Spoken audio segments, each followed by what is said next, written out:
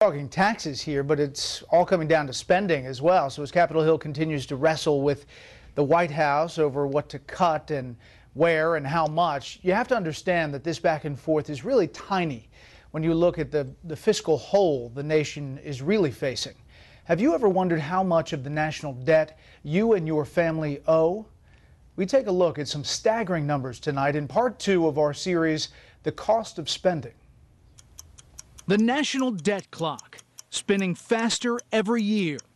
We've all seen it before. Do you see that clock up there? $16 trillion in debt. Used as a prop at campaign events. When this campaign began, it was a heck of a lot less than that. You can walk by the main debt clock in New York City, West 44th Street and Avenue of the Americas.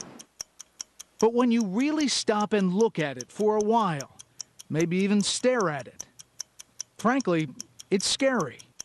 As of today, every household in the United States owes about $140,000 of this debt, every single household.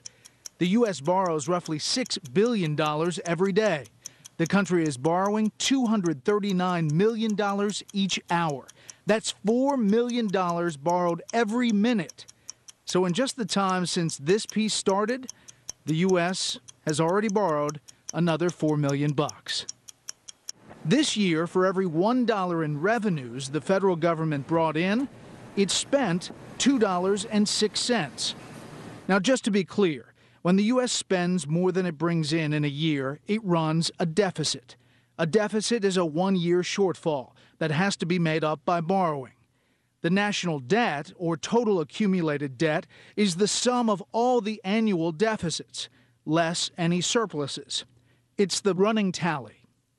We hear politicians talk about deficits and the debt all the time. Our debt. Deficit. Debt deficit. How to get politicians to come to some agreement to get the debt clock to slow down or tick back the other way continues to be the challenge. But first, where we've been. Let's take a look at debt through history. While the amount we owe has ebbed and flowed, our country's habit of spending more than it takes in is nothing new. While we're currently at the highest level of debt our country has ever seen, 1835 saw the lowest recorded debt at just $34,000 under President Andrew Jackson. There was an unsuccessful assassination attempt on him that year. In 1865, a president that did perish from such an attack, President Abraham Lincoln, oversaw a debt of $3 billion. Fast forward to Black Tuesday in 1929, the most devastating stock market crash in the history of the United States. Our national debt rose to $17 billion then. Then came World War II, a very expensive one. And by D-Day in 1945, our debt had ballooned to $259 billion, $250 billion. Then to more recent times, the 2008 financial crisis. The amount of our debt our country held crossed the $10 trillion figure for the first time, and it has continued to rise, which leads us to where we are now, more than $16 trillion in the hole and counting. Economist Robert Genetsky, author of the book Classical Economic Principles and the Wealth of Nations, believes history shows that when government spending increases much faster than spending in the overall economy, the private sector and the economy overall suffers. From 1945 to 1947, there was a huge cut in government spending because of the winding down from World War II. And the people who thought that government spending was holding the economy up were all predicting a major depression at that time.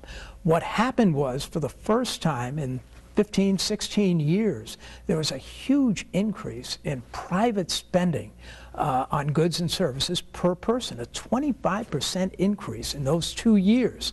What was happening was there was a substitute. With government spending coming down, there was more money, more resources available for private spending to go up. And so that was the real recovery. The recovery wasn't World War II, when we were fighting for our survival and spending money to assure that survival. The real recovery came after World War II. Bill Clinton's budget director, Alice Rivlin. Many people rail about the government does too much. On the other hand, as soon as we have a serious storm, they are saying the government hasn't done enough. So you have to be very specific about this. The driving force for additional government spending is not discretionary spending. It's this coming tsunami of older people that we have to cope with. And yes, we expect Medicare spending to grow, and the question is, does it have to grow that fast? And I don't think it does. John Taylor, Stanford economist and author of the book First Principles, 5 Keys to Restoring America's Prosperity, says because of interest, time is running out to deal with the debt and deficits. There's lots of people that will lend to us so far, as long as our debt doesn't get so large they become suspicious that we'll pay it back.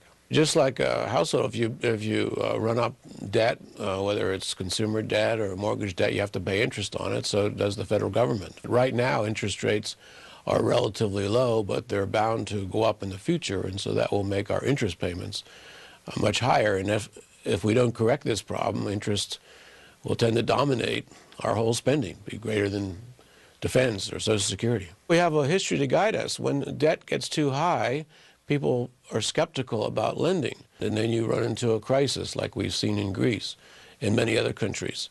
So it's dangerous when it gets too high, and we're moving close to that dangerous level every day. Tomorrow on our series, how Washington cuts spending, and later in the week, how the Federal Reserve factors into all of this.